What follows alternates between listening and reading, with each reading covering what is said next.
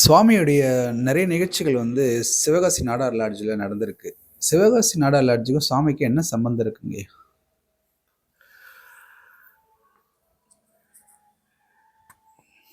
Nadar community பீப்புளுக்கும் சுவாமிக்கு நிறைய சம்மந்தம் இருந்ததா நிறைய பேர் சொல்கிறாங்க.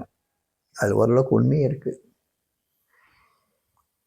வெளிநாட்டு பக்தர்கள் வந்ததுக்கப்புறம் முதல்ல சாமி பார்க்க வந்த டிவோட்டிஸ்லாம் பார்த்திங்கன்னா, உள்ளூர் டிவோட்டிஸ் கொஞ்சம் பேர் இருப்பாங்க. அவங்க நாடார் கம்யூனிட்டி சேர்ந்த பீப்புள் கிடையாது.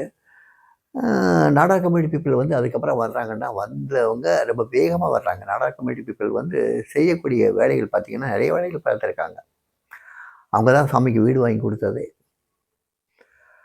அந்த நாடா கம்யூனிட்டி பீப்புள் சுவாமியை குருவாகவே ஏற்றுக்கிட்டாங்க. அந்த குருவாக ஏற்றுக்கிட்டதுனால சுவாமி அவங்கள தன்னுடைய பக்தர்களை ஏற்றுக்கிட்டாரு, தன்னுடைய நண்பர்களை ஏற்றுக்கிட்டாரு, அவங்களுக்கு சகல உரிமைகளையும் கொடுத்தாரு, அவங்களுக்கு எல்லா விதமான அருள்வாசியும் பண்ணார். அந்த வீட்டில் ஒரு சுப செய்தி வருதுன்னா முதல்ல சாமிகிட்ட தான் சொல்லுவாங்க. அந்த வீட்டில் ஏதாவது துக்கம் நடந்தால் கூட அந்த முதல்ல சொல்கிறது எல்லாம் சாமிகிட்ட தான் இருக்கும். ஆனால் இந்த மாதிரி சுவாமிகிட்ட நெருக்கமாக இருந்ததையே அந்த நாடார் கமிட்டியில் உள்ள ஒரு சில மக்கள் பிடிக்காம சாமியை பற்றி ரொம்ப ஒரு தப்பான ஒரு பிரச்சாரம்லாம் பண்ணாங்க. அத்தனையும் முறியடித்தார் சுவாமி. அத்தனை தவறான பிரச்சாரத்தையும் சாமி தன்னுடைய பக்தர்கள் மூலமாகவே அதை ஒதுக்கிட்டார். ஒதுக்கி அவங்களும் களப்படைஞ்சு போயிட்டாங்க. ரொம்ப மோசமான அளவுக்கெல்லாம் நடக்க ஆரம்பித்தாங்க. ஆனால் அதுக்கப்புறம் நாடார் கம்யூனிட்டி பீப்புள் செஞ்ச சேவைகள் மிக அளப்பரிய சேவைகள். யாரெல்லாம் ஆசிரமங்கள் வேண்டான்னு முதல்ல சொன்னாங்களோ, ஆசிரமம் சாமியினுடைய உத்தரப்படி இவங்க செய்யலை அப்படின்னு சொல்லி சாமி பக்கத்தில் இருக்கவங்களே சொன்னாங்களோ, யாரெல்லாம் ஆசிரமத்துக்கு சாமி வரக்கூடாது, தன்னுடைய வீட்டில் தான் இருக்கணும்னு சொன்னாங்களோ, அவங்கெல்லாம் இப்போ ஆசிரமத்தில் தான் இருக்காங்க. அந்த ஆசிரமத்தை உருவாக்குனது யாருன்னா, ஒரு நாடார் கம்யூனிட்டி சேர்ந்தவர் தான் உருவாக்குனது. அந்த இடம் வாங்கினது, அதுக்காகவே ஒரு 6 மாத காலம் ஸ்பெண்ட் பண்ணது. ஆனால் அதுக்கப்புறம் அவரை சாமி விடுவிச்சு அனுப்பிச்சார். ஆனால் அவராலையும் அதுக்கு மேலே பண்ண முடியலை. அதுக்கப்புறம் இந்த மாதிரி ஒரு சடங்குகள், சம்பிரதாயங்கள் எதுவுமே நாடார் கம்யூனிட்டி பீப்புள் செய்ய மாட்டாங்க. நமஸ்காரம் பண்ணுவாங்க. ஒரு யாகம், ஹோமம் இதெல்லாம் பண்ணுறதுக்கு முடியாது. நாடார் கம்யூனிட்டி பீப்புளும் சாமி பிறந்த அந்த பூமிகார் பிராமின் கம்யூனிட்டியும் கிட்டத்தட்ட ஒரே மாதிரி இருக்கும். அவங்களுடைய பழக்க வழக்கங்கள் எல்லாம் ஒரே மாதிரி இருக்கும். அவங்களும் கடினமான உழைப்பாளிகள். இந்த நாடார் கம்யூனிட்டி பீப்புளும் கடுமையான உழைப்பாளிகள். அவங்களும் தெய்வ பக்தி மிகுந்தவங்க, இவங்களும் தெய்வ பக்தி மிகுந்தவங்க. 2 பேரும் பார்த்திங்கன்னா சேவைகள் நிறைய பண்ணக்கூடியவங்க. 2 பேருமே சேவைகள் நிறையா பண்ணாங்க. 2 பேருமே திறமசாலிகள். பூமிகார் பிராமின்ஸும் திறமசாலிகள், இவங்க நாடார் கம்யூனிட்டி பீப்புளும் திறமசாலிகள். பணத்தை எப்படி வச்சிருக்கணும், எதுக்கு செலவழிக்கணும்னு தெரிஞ்சு வச்சுருக்கவங்க. அதே மாதிரி பூமிகார் பிராமின்ஸும் பணத்தை எப்படி வச்சுருக்கணும், எப்படி செலவழிக்கணும்னு தெரிஞ்சு வச்சுருக்கவங்க. ஸோ 2 வகையிலையும் ஒரே மாதிரி ஒரு ஈக்குவாலிட்டி இருக்கலாம். ஒருவேளை வட இந்தியாவில் உள்ள நாடார் கம்யூனிட்டி தான் பூமிகார் பிராமின் பேர் வச்சாங்களான்னு கூட எனக்கு தெரியாது. ஸோ சாமி நாடார் கம்யூனிட்டியை சேர்ந்தவங்கன்னு சொல்கிறதுல ஒரு அர்த்தம் இருக்குதுன்னு தான் நினைக்கிறேன் நான். அப்படி ஒரு ஊராலே ஒரு பிரச்சனை கிளம்பிச்சு. நாடார் கம்யூனிட்டி சேர்ந்தவர் தான் இவருன்னு ஒரு பிரச்சனையை ஒன்று உருவாக்குனாங்க.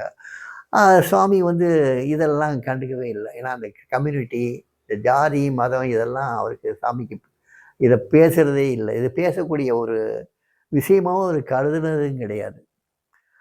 ஆனால் நாடார் கம்யூனிட்டி பீப்புள் நிறையா பேர் வந்தாங்க. ஆனால் அதை விட அதிகமாக இப்போ பலதரப்பட்ட சமுதாய மக்களும் வர்றாங்க. நாடார் கம்யூனிட்டி பீப்புள் மேலே ரொம்ப முக்கியத்துவம் கொடுத்ததுக்கு காரணம் என்னென்னா, சுவாமியே ஒன்று இடங்களில் அந்த இதை கொடுக்குறார், அந்த எண்ணங்களை விதைக்கிறார். தன்னுடைய குடும்பம் இருக்கும்போது இந்த பீப்புள், அப்போ நாடார் கம்யூனிட்டி பீப்புள் கொஞ்சம் பேர் இருந்தாங்க. இந்த காமராஜ் நாடாருடைய சொந்தக்காரங்களான இவங்களால தான் இந்த பிச்சைக்காரன் இங்கே இருக்கான், சர்வே பண்ண முடிஞ்சதுன்னு சொல்கிறார். ஸோ அந்த வகையில் சாமி கொஞ்சம் உருவகப்படுத்துகிறாரு. சிவா ஜெகநாதன் ஒரு பாடலில் சொல்கிறார், நாடார் ஜனங்கள் நிறையா வர்றதை பற்றி குறிப்பிட்டார் ஒரு பாடலில். ஸோ நாடார் கம்யூனிட்டி பீப்புளை பற்றி சொல்கிறது. இன்னொன்று, முத்துக்குட்டி சுவாமிகள்னு ஒரு சுவாமிகள் இருந்தார். அது நாடார் கம்யூனிட்டி பீப்புளுக்கு உண்டான குலகுரு. அவர் தான் நாடார் கம்யூனிட்டி பீப்புளை திருவாங்கூர் மகாராஜா பிடியிலேருந்து விடுவிச்சு வடக்க கூட்டு வர்றார், திருச்செந்தூர் பக்கம் கூட்டு வர்றார். அவருடைய அவதாரம் தான் சுவாமின்னு சொல்கிறவங்க நிறைய பேர். யார்? சுவாமி யோகிராம் சுரத்குமார், முத்துக்குட்டி சுவாமியினுடைய மறு அவதாரம்னு சொல்கிறவங்க நிறைய பேர் இருக்காங்க. ஸோ சுவாமி நாடார் கம்யூனிட்டி சேர்ந்தவர் தான் அப்படின்னு உறுதிப்பாடோட சிலவங்க சொல்கிறவங்களும் இருக்காங்க. ஆனால் இதை சாமி ஆமோதிக்கவும் இல்லை, இது இல்லைன்னு சொல்லலை.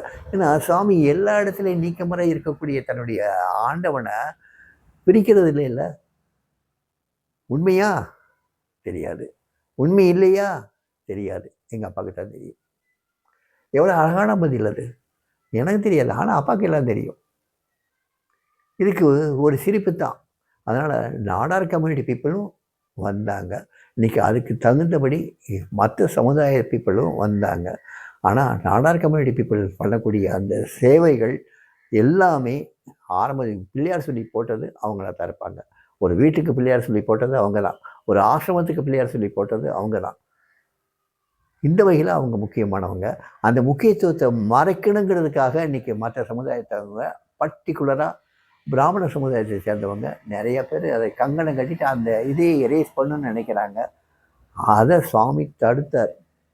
ஜனார்தனன் தான் அந்த இதை லைஃப் ட்ரஸ்டின்னு இருந்த ஒரு கல்வெட்டு ஒன்று இருக்குது ஆசிரமத்தில். ஜனார்தனன் விலகி போனதுக்கப்புறம் அந்த கல்வெட்டையை எடுத்து தூக்கி போட்டணும்னு சொல்லி சாமி, யாரோ ஒருத்தர் வந்து சாமிகிட்ட, ஒரு ட்ரஸ்டி வந்து சாமிகிட்ட சொல்லும்போது அந்த கல்வெட்டுக்கு தினமும் பூமாலை சாத்தணும்னு சொன்னவர் சுவாமி. அந்த கல்வெட்டே இருக்கக்கூடாதுன்னு சொன்னவரை தினமும் பூமாலை போட வச்சவர் சுவாமி. ஸோ இப்படி நிறைய விஷயங்கள். ஆனால் சுவாமி எல்லாருக்குமே பொதுவானவர், எல்லா சமுதாயத்திற்கும் பொதுவானவர். ஏன் இந்த மாணவ சமுதாயத்துக்கு, இந்த மானுடர் சமுதாயத்துக்கு, ஏன் மானுடர் சமுதாயம் அத்தனை ஜீவராசிகளுக்கும் பொதுவானவர்.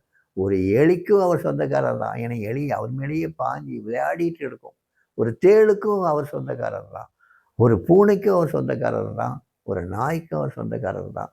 அவருடைய அத்தனை ஜீவராசிகளும் அவரை வந்து குருன்னு கொண்டாடுது. இதில் நம்ம வந்து நாடார் சமுதாயம் அந்த சமுதாயம்னு பிரிக்க வேண்டாம். ஆனாலும் நாடார் சமுதாயத்துக்கு சாமி வாழ்க்கையில் ஒரு பெரிய பங்கு இருக்குது. இது யாராலும் மறுக்க முடியாத ஒன்று.